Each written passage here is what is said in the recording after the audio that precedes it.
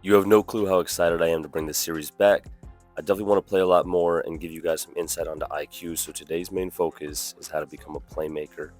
Obviously, I'm going to show a lot of shots here because if I can shoot the basketball, people actually have to guard me. If you cannot shoot the basketball, nobody needs to guard you, you're essentially guarding yourself.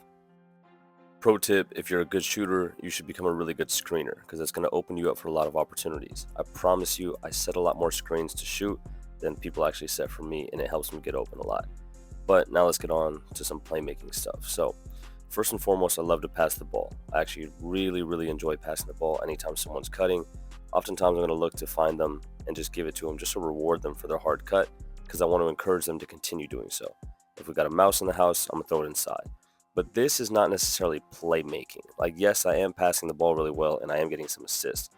But what you really want to focus on when it comes to playmaking is something important called paint touches.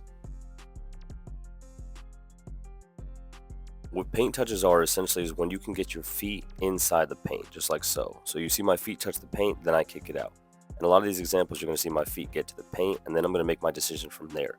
Because I want to drive, and then once I get my feet in the paint, now it's a lot easier for me to create for others because the defense has to come inside and guard me. This is actually a pass. I'm not sure if you'll believe me or not. But as soon as I created space and I saw that the help defender stepped away from his man, I tried to throw it over the top. This next example is not necessarily my favorite example, and I'll show you why. I make a good move and I drive. I actually wanted to go all the way and finish this layup. But what you're going to see here is that my guy cuts in the middle of my drive. So instead of running into my own teammate, it just made sense to throw the ball ahead and bounce that one through the paint.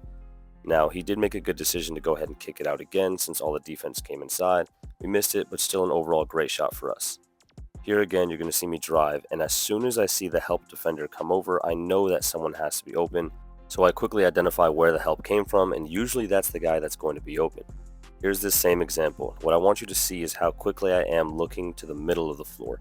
I drove baseline. When I got cut off, I immediately want to see middle so I can know exactly where the help side defense is and where my teammates are. Now, my primary reason of going to the paint is not to pass the ball. I am going to score, but every time I get into the paint, more defense comes in to try to stop me.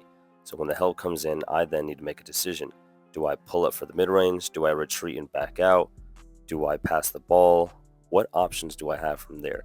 And then I'm also trying to make sure that I know where the help side is to know which side of the paint I should drive in. This here is probably my favorite example, and I'll show you exactly why. There's a lot of really good teaching points in this.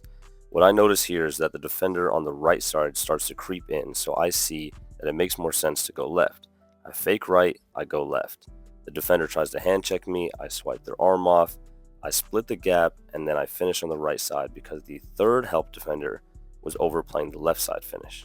Here it is one more time.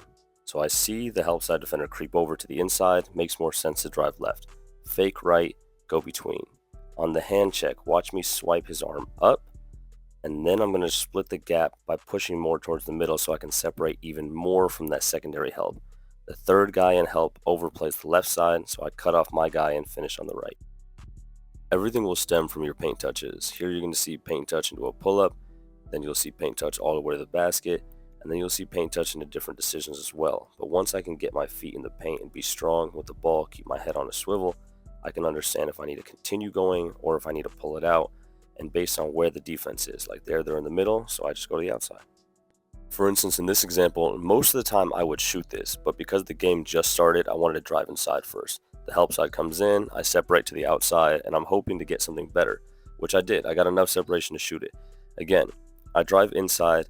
When I see all the defenders collapse towards me, it just makes most sense to go to the outside. It's open, it's available, and I can hit this shot.